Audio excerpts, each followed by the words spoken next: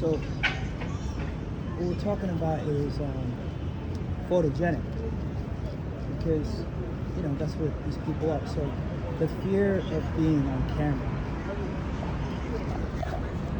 The fear of being on camera is being photogenic. Okay?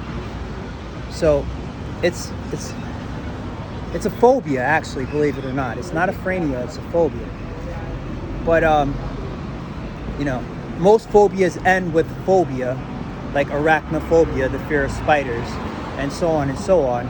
But photogenic is a phobia that doesn't actually end in the suffix phobia, right?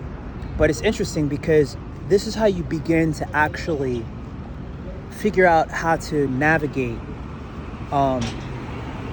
your job as either a forensics photographer or even a police officer or a journalist or anybody in the entertainment business. Let's say, for example, someone would be shooting a music video right here in this part of town. Let's say a big superstar.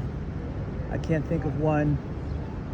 Let's just say Rod Stewart. Okay, Rod Stewart was filming a music video right here on this block. So what they would do is just shut down like that street and that street, so everybody would have to go around, and there would be police at the corner doing traffic duty, letting people know you got to go around until let's say 9 o'clock when the video is over, and then everybody can they'll take the barricades out of the street and then traffic can go. So if you have a big budget, the director, whoever the label is, they could do that. Believe it or not, even as an independent artist, anybody could do it. Now, it costs a lot of money to put a barricade in a main street like this, but just like any random street, you could do that. It's more affordable, but it really comes down to how long.